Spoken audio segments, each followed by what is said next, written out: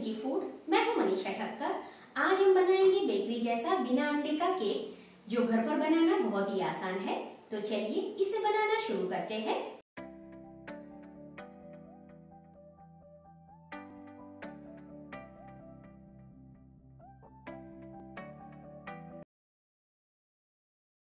सबसे पहले हम क्रीम को व्हिप कर लेंगे। तो यहाँ पे मैंने 300 ग्राम नॉन डेयरी व्हिपिंग क्रीम लिया है।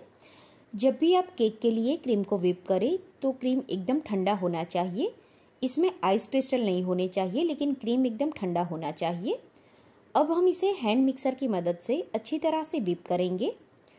शुरू में जब हम क्रीम को व्हिप करते हैं तब हमें हैंड मिक्सर की स्पीड जो होती है वो लो रखनी है। तो अभी मैं इसे 1 की स्पीड पर व्हिप कर रही हूँ। तो इसी तरह से हम इसे 2 से 3 मिनट तक व्हिप करेंगे। आप देख सकते हैं जैसे जैसे क्रीम व्हिप होता जाता है इसकी क्वांटिटी भी बढ़ती जाती है और ये फूलता जाता है। इस तरह का जब इसका टेक्सचर आ जाए तब हम हैंड मिक्सर को बंद कर देंगे। क्रीम को कभी भी कंटिन्यूअस व्हिप ना करें। इस तरह का टेक्सचर आ जाए उसके बाद आप स्पैचुला की मदद से एक बार क्रीम को मिक्स कर ले और फिर से हैंड मिक्सर की मदद से आपको इसे व्हिप करना है। और अब हम इसे हाई स्पीड पर व्हिप करेंगे। क्रीम को परफेक्ट व्हिप करना बहुत ही ज़रूरी होता है। जब कभी भी क्रीम प्रॉपर व्हिप नहीं होता है तो आइसिंग करने में बहुत ही प्रॉब्लम होता है। अगर क्रीम कम व्हिप होगा तो जब आप इसे इस्तेमाल करोगे तो वो स्प्रेड हो जाएगा, और अगर ये ज़्यादा व्हिप हो जाता है मतलब कि गाढ़ा हो जाता है तब भी आइसिंग करने में प्रॉब्लम होता है। तो इन सारी छोटी छोटी चीज़ों का आप ध्यान रखें। तो आप देख सकते हैं 5 से 6 मिनट के बाद ये क्रीम अच्छी तरह से व्हिप हो गया है। अब हम इसे साइड में रख देंगे। यहाँ पर हम 1 kg का ब्लैक फॉरेस्ट केक बना रहे हैं।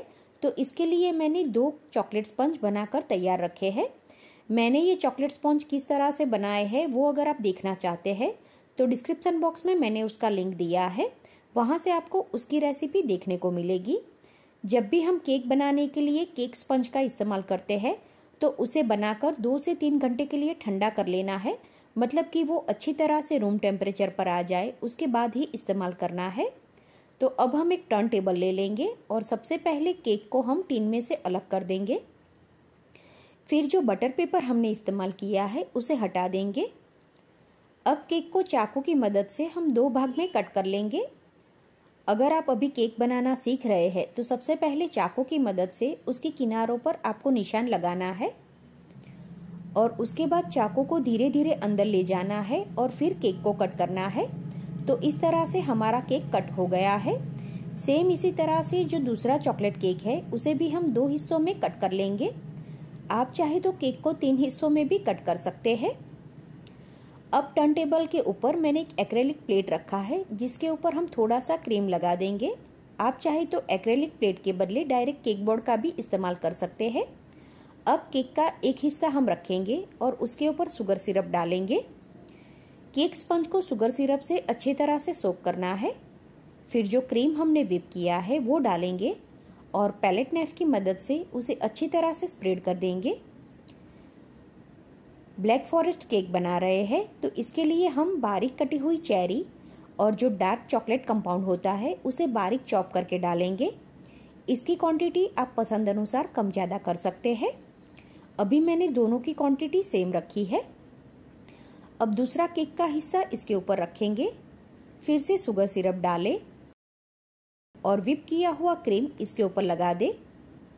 फिर चेरी और चॉकलेट डालेंगे और तीसरा हिस्सा इसके ऊपर रख देंगे और फिर से वही प्रोसेस हमें रिपीट करना है। तो ऊपर की साइड हम क्रीम लगा देंगे, फिर उसे लेवल में कर दें। बाकी का बचा हुआ जो क्रीम है उसे हम साइड में ले लेंगे।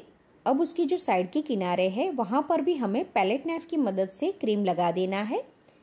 इसे क्रम कोटिंग बोलते हैं।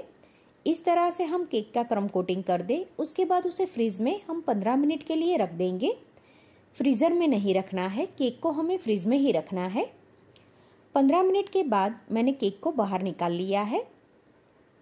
अभी हम जो थीम केक बना रहे हैं उसके लिए हमें रास्ते का इफेक्ट देना है। तो इस तरह से हमें केक को साइड में से थोड़ा कट करना है। अब जो केक हमने कट किया है उसे हम हटा देंगे।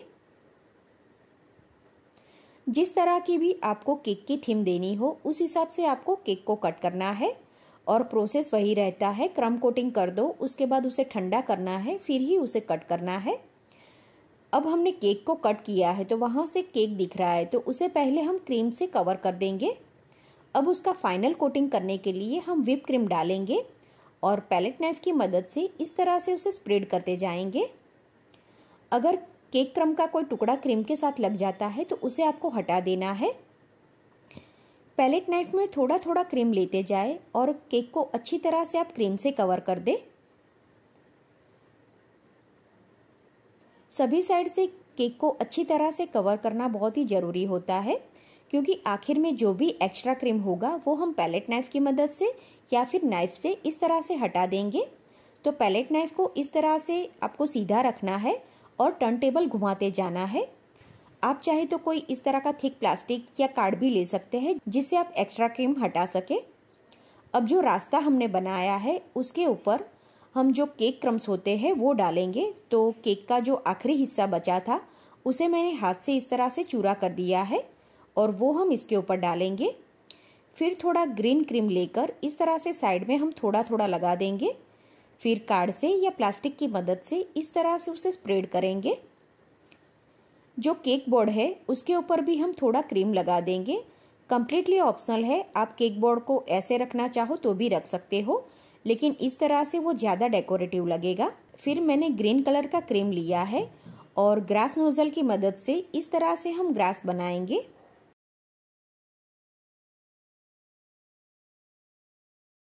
अब ट्री बनाने के लिए हम वेफर स्टिक ले लेंगे और ब्राउन कलर का क्रीम मैंने लिया है। तो जो राइटिंग नोजल आती है उसका इस्तेमाल करके हम इस तरह से ट्री बनाएंगे।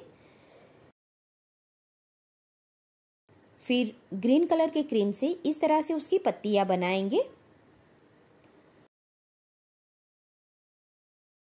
अब ग्रास नोजल की मदद से ही ऊपर का जो हिस्सा है वहां पर हम ग्रास बना देंगे।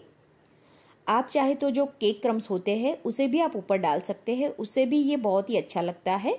और चाहे तो ग्रास नोजल की मदद से उसकी बॉर्डर आप ग्रास से बना दो और फिर सेंटर वाला जो हिस्सा है वहां पर आप फिर केक क्रम्स भी डाल सकते हो। तो डेकोरेशन आप अपनी पसंद अनुसार या जैसा आप थीम केक बनाना चाहते हो उस हिसाब से कर सकते हो।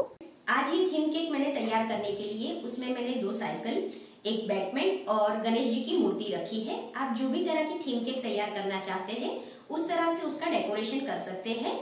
और दूसरी कौन सी केक आप सीखना चाहते हैं वो भी मुझे कमेंट करके बता सकते हैं। उम्मीद है आपको मेरा आज का वीडियो पसंद आया होगा।